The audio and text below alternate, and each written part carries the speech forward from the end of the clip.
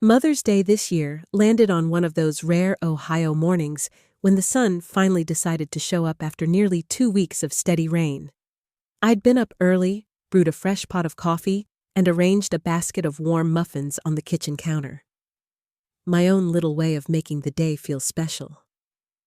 Since John passed away 8 years ago, I'd gotten used to taking care of these occasions myself. Still, I had Mark, my only son, and his family. Whatever had changed between us over the years, I believed he wouldn't forget his mother on Mother's Day. Around 10 o'clock, I heard the familiar rumble of Mark's SUV pulling into the driveway. He stepped out, looking sharp in a white button-down, holding a small paper bag from the local grocery store. Sophie, his wife, was right behind him in a bright floral dress, clutching a massive bouquet of sunflowers. I smiled as I opened the door, warmth stirring in my chest. But within minutes, that warmth would start to fade. "Happy Mother's Day, Mom," Mark said, placing the paper bag on my kitchen table. I peeked inside and found a $5 grocery coupon, the kind you get for free when you spend over a certain amount at checkout. My smile faltered for just a second, but I pushed it back into place. "Thank you, honey." "That's very practical," I managed, even though there was a lump forming in my throat.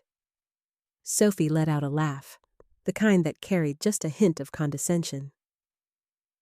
"Don't open our real gift just yet, Linda. The big surprise today is for my mom." She reached into her purse and pulled out a long cream-colored envelope, sealed with red wax like it was an invitation to a royal wedding. "Mark and I are sending her on a 2-week tour through Europe, Italy, France, Spain, first-class flights, 5-star hotels." I stood there as Sophie detailed each destination, her voice bubbling with excitement. When she tilted her tablet to show glossy photos of a gleaming cruise ship, I caught a glimpse of the invoice total in the corner, $15,180. My fingers went cold, not from jealousy of her mother, but because I knew Mark and Sophie didn't have that kind of money lying around. They lived in a house that cost them more than they could afford, drove expensive cars on lease, and were always investing in some business scheme that never seemed to pan out. But I swallowed my suspicion. I wasn't going to ruin the day by asking the questions that were already burning in my mind. Brunch was stiff, almost performative. Sophie dominated the conversation, painting vivid pictures of cobblestone streets and private wine tastings. Mark nodded along, chiming in here and there, while I sipped my coffee and kept my thoughts to myself. When they finally left, the SUV disappearing down the street, I cleared the table in silence, glancing at that little coupon lying on the counter. My heart sank further. How could my own son think a grocery coupon was an appropriate gift for his mother while he showered his mother-in-law with luxury? The next morning, as I always did on Mondays, I logged into my bank account to make sure my bills were covered and my budget was on track. Old habits from 30 years as a bookkeeper die hard. I scrolled down the list of transactions, utilities, groceries, my monthly donation to the food pantry, until one entry made my stomach flip. Premium Travel Agency, $15,280. The date, May 8th, the day before Mother's Day. My hands trembled as I stared at the screen. This was my personal savings account. Money I'd spent decades putting aside, lunches skipped, clothes worn until the seams gave out, vacations postponed indefinitely. Money meant for my retirement, for emergencies, for peace of mind. Not for luxury trips for someone else's mother. I picked up the phone and called Mark, my pulse thudding in my ears. "Hey, Mom," he answered, sounding distracted. "Mark?" I said carefully, trying to keep my voice even. "I just noticed a charge for over $15,000 from a travel agency. Do you know anything about that?" There was a pause, just long enough to confirm my worst fear. Then he sighed, like I was the one being unreasonable. Oh, that. Yeah, I booked Mom's Europe trip. Don't worry, it's family money. Family money? My chest tightened. That's my account, Mark. My savings. You didn't even ask me. Mom, you never spend any of it. You just let it sit there and lose value to inflation. I thought you'd be happy it was going towards something meaningful. Meaningful for your mother-in-law? I asked, my voice sharper now. He didn't flinch. She's done so much for us. She deserves to be treated. I could have told him about the years I worked double shifts after his father died, how I'd skipped dinners to pay for his college textbooks, how I'd bailed him out of credit card debt. Twice. But I knew it wouldn't matter. That wasn't the language he spoke anymore. I hung up the phone and sat at the kitchen table, staring at the $5 grocery coupons still sitting on the counter. A freebie handed to me like a pity prize, and a $15,000 vacation for someone else, paid for with my own hard-earned savings. Something had shifted that weekend, a crack forming in the already fragile bridge between us. I didn't know then just how wide and deep that crack would become, or how far we'd both fall before it was over. For the rest of that week, I couldn't stop replaying the conversation in my head. Mark's voice, casual, almost bored, when he admitted taking my money without permission. The way he said, family money, like that, was supposed to excuse it. And underneath it all, the realization that my son no longer saw me as someone to be respected, but as a resource to be tapped whenever it suited him. By Friday, I'd tucked the whole incident into a mental box labeled, "Things I can't fix right now." It was either that or drive myself crazy. The grocery coupons still sat on the counter, half hidden under the mail I hadn't sorted. I picked it up without thinking, ready to toss it in the trash, but then noticed the fine print at the bottom. Enter our anniversary sweepstakes for a chance to win a luxury car and $150,000 cash. Every coupon is a ticket. I actually laughed out loud. Figures. The one Mother's Day gift my son bothered to give me was basically a raffle entry. Still, I stuck it to the fridge with a magnet shaped like a slice of pie, thinking maybe I'd enter online just for the heck of it.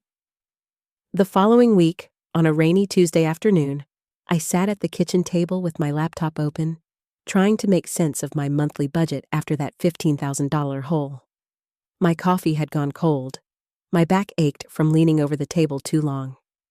Out of sheer procrastination, I pulled the coupon off the fridge and typed the code into the sweepstakes website.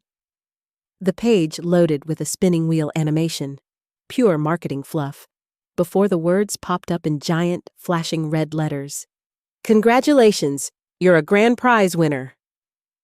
I frowned, certain it was some scam, until a new page loaded with an official logo, legal disclaimers, and a phone number for the sweepstakes office. The prize wasn't just a car and $150,000. It was a luxury car or a cash equivalent, plus an additional jackpot that had rolled over in the National Sweepstakes Partner Program. The total value, $150 million. My first thought wasn't even coherent. It was a jumble of disbelief, suspicion, and an odd, almost guilty excitement. I dialed the number, half expecting a robot voice to tell me I'd won a free cruise in exchange for my Social Security number.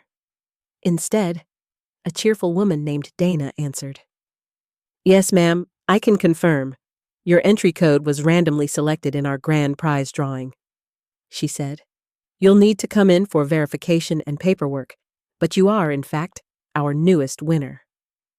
I sat there in stunned silence, staring at the $5 coupon on the table like it had just grown teeth and bitten me. I'd been ready to throw it away. I almost had. And now, it was worth more than everything I'd ever earned in my life combined. For the rest of the day, I was in a fog. I kept checking the email Dana had sent with the verification details, half convinced the words would rearrange themselves into something sensible, like, "Oops, wrong code," or "Just kidding." But they didn't. They stayed there in black and white, $150,000. That night, as I was sitting in my recliner with a glass of iced tea, my phone buzzed. Mark's name lit up the screen. I answered, trying to keep my voice neutral. "Mom," he said, almost out of breath. "I heard something. Did you win some big contest?" I froze. I hadn't told anyone. "How would you know that?" Sophie's friend works at a marketing agency. She heard from one of their clients about a local woman winning the national prize. The name Linda Parker came up. His tone had shifted. It was sharper now, more alert. "Mom, remember when I gave you that coupon? We joked that if you won, we'd split it." "No," I said evenly. "You made a comment, Mark, a flippant one. There was no agreement." "That's not how I remember it." He let out a short laugh that didn't sound amused. "Mom, we're talking about $150 million. Half of that could change everything for us." I felt my grip tighten on the phone. And the other half would change everything for me. "Mark, you gave me that coupon as a gift." "Bought with family money," he shot back, "which means it wasn't really just yours." I closed my eyes. The irony was almost too much. He'd stolen from my account to buy his mother-in-law a trip, and now he was trying to claim a sweepstakes ticket, one he'd given me instead of an actual Mother's Day gift, was somehow his by right. "Mark," I said finally, my voice low but steady. "This is not your prize. It's mine." He was silent for a beat, then said, "We'll see about that," and hung up. I stared at my phone for a long time after the call ended. The excitement I'd felt earlier was gone, replaced by something heavier. The knowledge that this win wasn't going to bring us closer together. If anything, it might just finish the job of tearing us apart. By the next morning, I understood exactly what Mark had meant when he said, "We'll see about that." I was halfway through making coffee when my phone started vibrating on the counter, over and over. At first, I thought maybe something had happened to one of my neighbors, but when I finally picked it up, I saw a dozen missed calls, most from numbers I didn't recognize. My voicemail inbox was already full. Then I opened Facebook. The first thing in my feed was a post from Sophie, her profile picture replaced with one of those somber black and white selfies. The caption read, "It breaks my heart to share this, but I have to speak up. After everything I've done for my mother-in-law, after years of helping her with errands, making sure she had company on holidays, and managing her affairs when she couldn't, she's decided to cut me and my husband out of her life. The Mother's Day gift we gave her, a coupon for a sweepstakes, turned out to be worth $150 million. We had a clear understanding that we'd share the winnings. But now, she's refusing. My husband is devastated, and I'm beyond hurt. Family should be about love, trust, and sharing blessings, not greed." Below the post were dozens of sympathetic comments. "Oh my God, that's awful. Some people can't handle money. She should be grateful you gave her the ticket in the first place." Mark had his own post too. His was shorter, but sharper. "When you give someone a gift with an agreement to share, and they take it all, what do you call that? Asking for a friend." The comments on his post were worse. Some from people I'd known for years, people I'd waved to at the grocery store, people who had eaten at my table. And here they were, typing things like, "Unbelievable. Linda always seemed so frugal. I guess we know why now." By lunchtime, the story had spread beyond our immediate circle. A local community page had picked it up, using the phrase "lottery betrayal," even though it wasn't technically a lottery.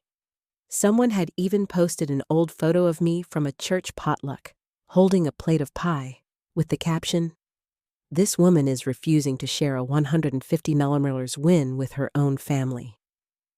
I didn't leave the house that day. I couldn't. Every time I thought about going to the store, I imagined the whispers, the sidelong glances. My phone kept buzzing with text messages from unknown numbers. Some were polite pleas to do the right thing. Others were not polite. That evening, I got a call from my sister Janice. "Linda," she said cautiously, "I just saw something on Facebook about you and Mark." So I told her. The whole thing, from the stolen $15,000 for Sophie's mom's trip to the grocery coupon on my fridge to the phone call where Mark claimed half my prize. When I finished, she was quiet for a moment. "Linda, you know they're making you the villain here, right?" "I know," I said. My voice cracked despite my best effort. "And I can't stop them." The next day, it escalated. Sophie posted a video to Instagram, the kind where you can tell she'd practiced her heartbroken face in the mirror. Her makeup was perfect, except for the carefully smudged mascara under her eyes. "I don't usually air family business," she began, her voice trembling just enough to sound authentic. "But I'm desperate. My own mother-in-law has taken something that was supposed to be shared, and now my family is in turmoil. My son will grow up seeing this example of selfishness. I can't believe it." The video got hundreds of likes within hours. People commented things like, "We're with you, Sophie," and "That woman doesn't deserve your kindness." By the end of the week, I was living in a kind of social quarantine.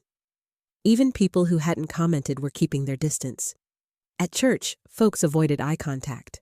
At the post office, the clerk who usually chatted with me kept her head down. And the worst part? I hadn't even collected the winnings yet. The sweepstakes office was still verifying everything, and here I was, convicted in the court of public opinion before I'd seen a single check. That Saturday, I was sitting at the kitchen table, scrolling through the mess against my better judgment, when the phone rang. The caller ID showed a number I didn't recognize. I almost let it go to voicemail, but something made me pick up. "Mrs. Parker?" The voice was deep, steady. "My name is Robert Mason. I'm Sophie's father." I froze. We'd barely spoken in the years Mark and Sophie had been married. "I was at your Mother's Day brunch," he continued. "I saw the whole exchange with that coupon. I heard Sophie call it a gift, and I also heard Mark laugh when he handed it to you." I stayed silent, unsure where this was going. "I'm not on their side in this," he said. "What they're doing? It's wrong. If you'd like, I'll make a public statement." I didn't realize I'd been holding my breath until I let it out. "Why would you? I mean, they're your family." "They're also my responsibility to keep in check," Robert said, his voice low but firm. "Maybe hearing the truth from me will knock some sense into them. Or at least remind people that you're not the villain they're making you out to be." When we hung up, I sat there staring at the phone. For the first time all week, I felt something I hadn't felt since the sweepstakes win. Hope. Small, fragile, but there. Robert didn't waste any time. That very afternoon, he posted a long statement on his Facebook page, accompanied by a photo of him in a pressed blazer, the kind he probably wore to board meetings. It read, "As a witness to the Mother's Day gathering at Linda Parker's home, I feel compelled to address the misinformation circulating online. I personally observed my son-in-law, Mark, hand Linda a grocery store coupon as her Mother's Day gift, with no conditions attached. There was no agreement to share any winnings from the sweepstakes. It was a gift, and once given, it was hers. What Linda chooses to do with her winnings is entirely her right. The current campaign against her is based on falsehoods, and I cannot stand by while a good woman's name is dragged through the mud by my own family." Within minutes, the comments started rolling in. "Wow. Thank you for setting the record straight. This changes everything. Shame on Mark and Sophie." By the end of the day, The post had been shared more than 200 times. People who'd been silent all week were suddenly messaging me, apologizing for believing the worst. Even the community Facebook page replaced its lottery betrayal headline with a link to Robert's statement. Mark and Sophie, of course, were furious. Sophie posted a cryptic status. "Some people will betray family for attention," which only made her look petty.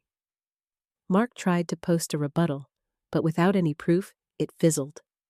For the first time in days, I stepped outside without feeling like there was a spotlight trained on me. The air felt lighter. I bought groceries without catching anyone staring. I even ran into Mrs. Ellis from church, who patted my arm and said, "Don't you let them make you feel guilty, Linda. You did nothing wrong." 3 days later, I got the call I'd been waiting for. "Mrs. Parker," said Dana from the sweepstakes office, "your verification process is complete. We'd like to invite you to our official prize ceremony this Friday morning at our downtown headquarters. Given the publicity, we recommend doing this publicly to ensure transparency. Will that be all right?" It would more than all right. It would be my chance to take back the narrative. Friday morning, I put on my best navy blue suit, the one I'd worn to John's funeral, the one I'd kept in a garment bag all these years, and a pair of sensible black heels. I pinned my hair up, dabbed on some lipstick, and took a deep breath before heading downtown. The sweepstakes headquarters was buzzing when I arrived. Photographers adjusted lights, reporters milled around with notepads, and the giant ceremonial check, comically oversized, leaned against a podium bearing the company logo. Dana greeted me with a warm smile and led me toward the stage. "Ready to become a millionaire?" she teased. When they called my name, the applause was louder than I expected. I stepped up to the microphone, the check propped beside me, and looked out at the sea of cameras. My hands trembled just slightly as I spoke. "This is a blessing I never could have imagined," I began. "And I intend to use it responsibly, to support causes I care about, to help those in need, and to live the rest of my life with dignity. I've worked hard my whole life, and I plan to make this count." I'd barely finished when I heard a familiar voice cutting through the polite hum of the crowd. "That's my ticket! We had an agreement!" It was Mark. He was pushing past a reporter, Sophie right behind him in a designer dress, both of them flushed and determined. The cameras instantly swiveled toward them like iron to a magnet. Security moved in, but Mark kept talking, his voice sharp with rehearsed outrage. "She's stealing from her own son! Everyone here should know the truth!" I turned to face him, my voice calm but carrying. "Mark, you gave me that coupon as a gift. There was no agreement.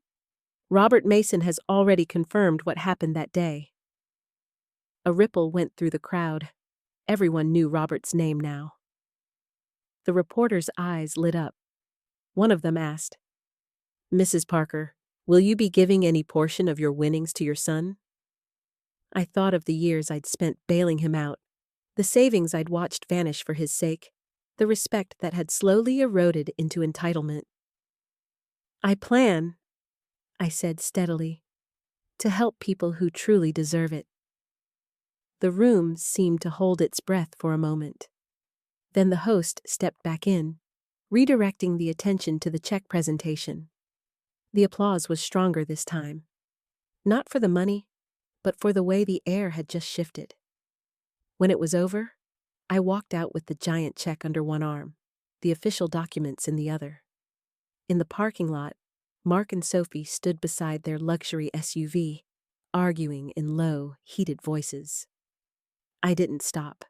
As I pulled out, I caught a glimpse of Sophie jabbing her finger at him, his hands thrown up in frustration.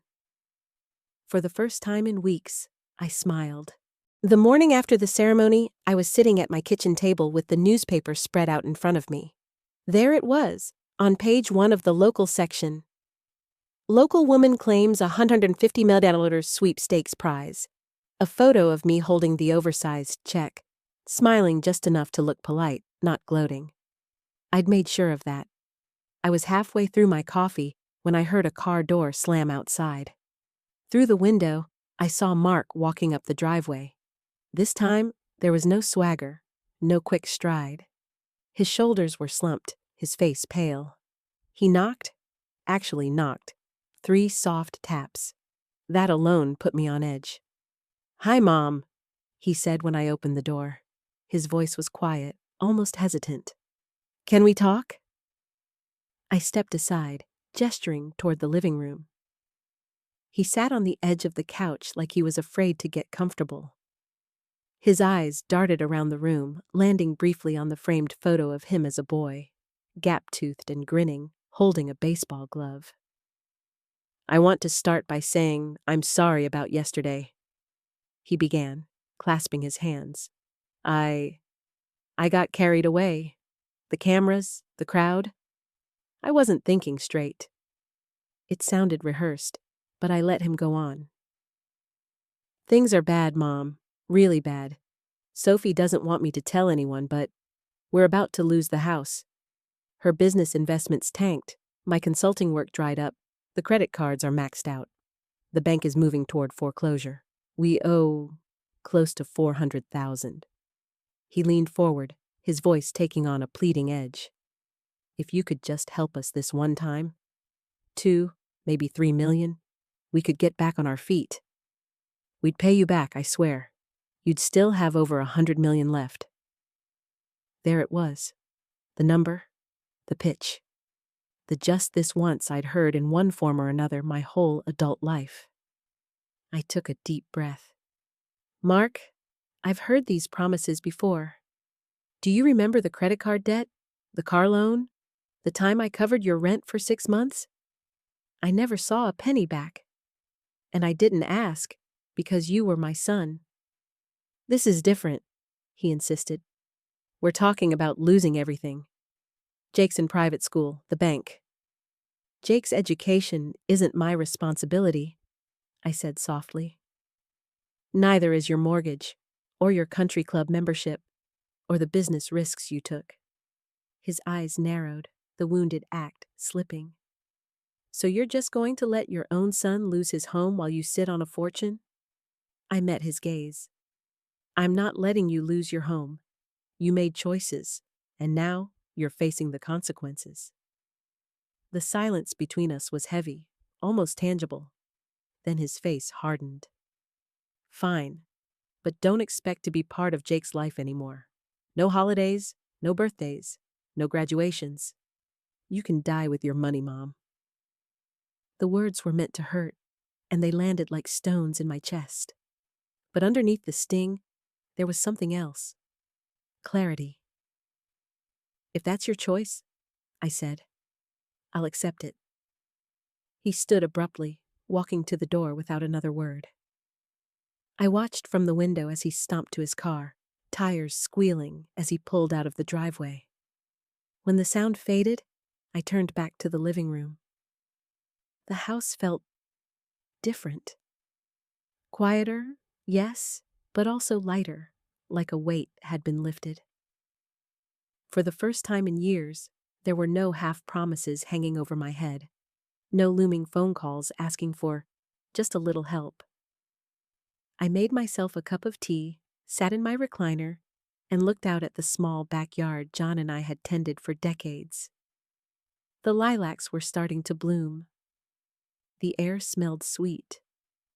For the first time since the win, I didn't think about the money. I thought about freedom.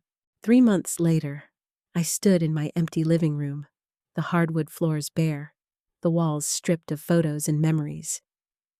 The movers were loading the last boxes into the truck outside, their voices carrying in through the open door. I held my phone in my hand, scrolling to Mark's contact one last time. My thumb hovered over the screen before I tapped block this number. Some bridges, once burned, aren't meant to be rebuilt. The drive to my new home in Asheville, North Carolina, took most of the day. I wanted somewhere far enough away that an unexpected visit would require more than a whim, but close enough to still feel connected to familiar parts of the country.